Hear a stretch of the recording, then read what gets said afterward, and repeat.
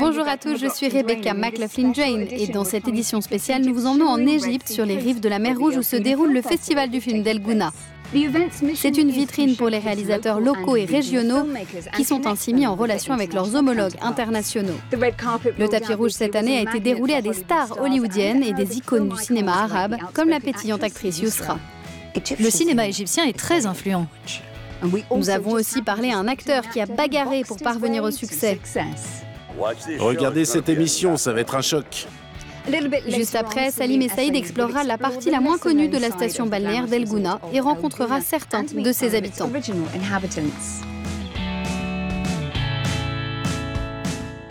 Mais pour commencer, retour sur les temps forts du festival avec Daline Hassan.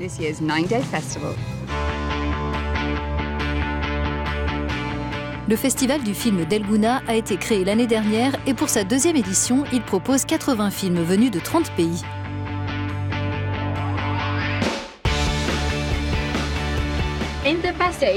Ces derniers jours, la petite ville d'El Gouna s'est transformée en laboratoire pour le cinéma, dans lequel les jeunes talents du cinéma arabe sont mis en relation avec les leaders de l'industrie cinématographique.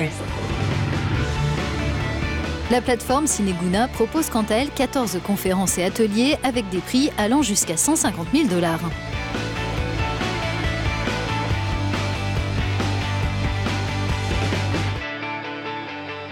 Parmi les nouveaux cinéastes, l'écrivain et réalisateur Aboubakr Shawki, qui a remporté le prix du meilleur film arabe et le prix Cinema for Humanity pour son premier film, The Day of Judgment, qui raconte l'histoire de deux lépreux.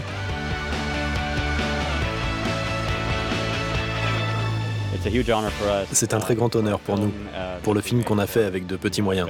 A Land Imagined, du réalisateur singapourien Sieyeo Hua, a remporté l'étoile d'or du film narratif. Un hommage a aussi été rendu au réalisateur Youssef Chahine, qui a ouvert la voie à de nombreuses stars du cinéma arabe pendant ses 60 ans de carrière.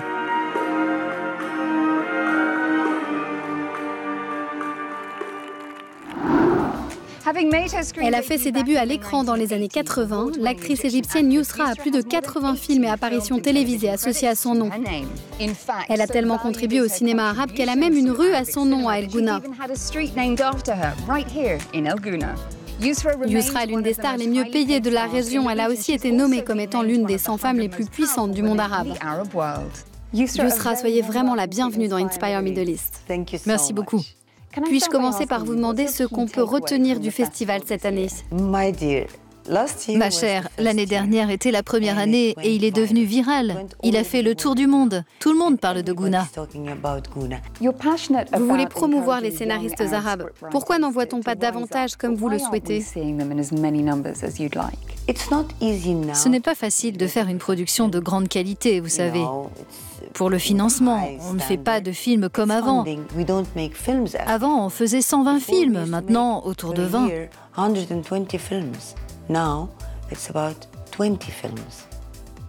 Vous êtes connu pour traiter de sujets tabous dans la région, des troubles sociaux à la corruption, et cela a provoqué la réaction de certains conservateurs.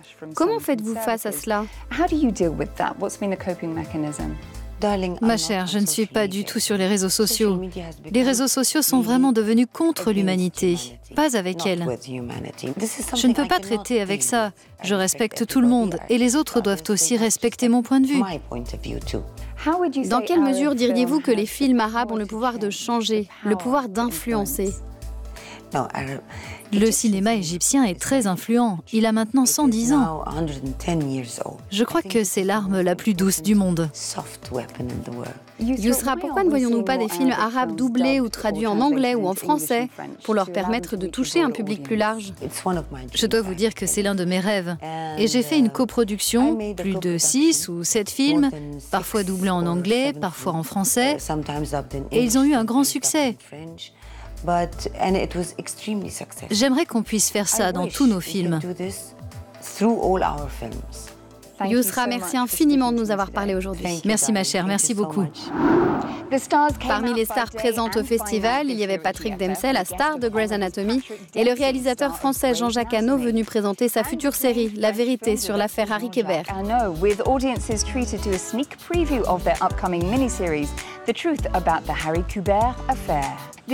Les deux hommes ont partagé leur point de vue sur les perspectives pour l'Égypte et sur le festival d'El Gouna. Ici, il y a un vrai désir de faire un grand festival où l'on peut connecter les deux mondes. J'ai un grand intérêt personnel pour cette partie du monde. Ce qui m'a frappé, c'est le nombre de films ici au festival et quels pays sont représentés. C'est assez impressionnant. En plus de promouvoir des films régionaux et internationaux, le festival éduque et nourrit de jeunes talents.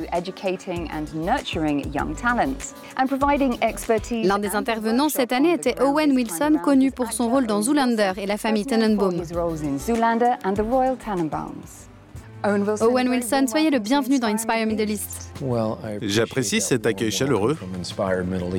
Vous allez donner une masterclass à El Gouna. Quels sont les points essentiels que vous allez aborder avec vos élèves ? Je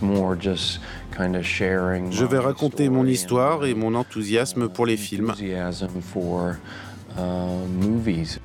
Dans votre vie, quels ont été les temps les plus difficiles, les plus grands défis dont vous vous souvenez ? Pour moi, c'est quand j'ai commencé, quand j'ai essayé d'inciter les gens à voir le film. C'était une période stressante pour moi. En regardant en arrière, quel est l'un de vos plus doux souvenirs ? J'ai adoré travailler sur Midnight in Paris et avoir la chance d'être dans cette ville et de participer à ce film incroyable. Y a-t-il un acteur ou un réalisateur avec qui vous n'avez pas encore travaillé, avec qui vous aimeriez le faire ? Quand vous m'avez demandé, j'ai tout de suite pensé à Nicolas Cage parce que je l'ai toujours adoré. Les films arabes n'ont pas beaucoup de ponts avec l'Occident. Pensez-vous qu'il pourrait y en avoir et êtes-vous encouragé par ce que vous voyez dans le cinéma ? Je pense que ça serait génial de filmer quelque chose en Égypte et filmer une sorte d'histoire américaine qui se déroulerait ici en étant mêlée aux choses que j'ai vues ici.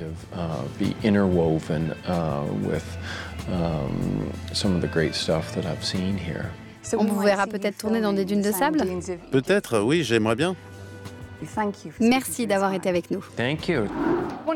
Vous voulez écouter l'intégralité de ces interviews avec les stars d'El Gouna ? Rendez-vous sur euronews.com.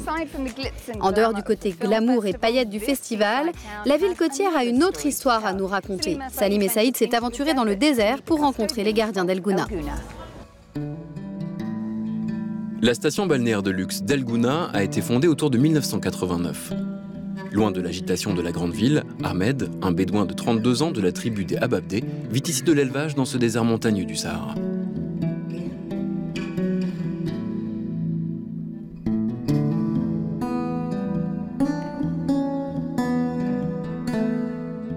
Selon Ahmed, l'oasis d'El Gouna accueille 90 personnes de sa tribu avec 3 générations d'enfants et de familles qui vivent ici depuis environ 40 ans. Faire partie d'un groupe nomade arabe moderne signifie s'adapter à un environnement changeant. Nous échangeons de l'eau contre de l'électricité. Il y a un échange bénéfique entre nous. Nous comptons là-dessus 20% du temps. Le grand-père d'Ahmed, qui a 97 ans, s'est installé à El Gouna à la fin des années 70. Il vivait dans cette hutte qui est maintenant un espace de stockage. Il se souvient avec passion de ce que lui a appris cet environnement. Je ne suis pas allé à l'école. La nature m'a appris comment faire des cultures et travailler. Il a transmis sa sagesse à Ahmed, le plus âgé de ses 116 petits-enfants, un savoir dont Ahmed s'est servi pour cofonder El Gouna Mountain Goats, une randonnée pour des groupes de touristes qui montre le côté traditionnel d'El Gouna, un endroit loin de tout hôtel de luxe. Je préfère aller dans les montagnes, sous la voûte céleste. Je préfère rester dans le désert.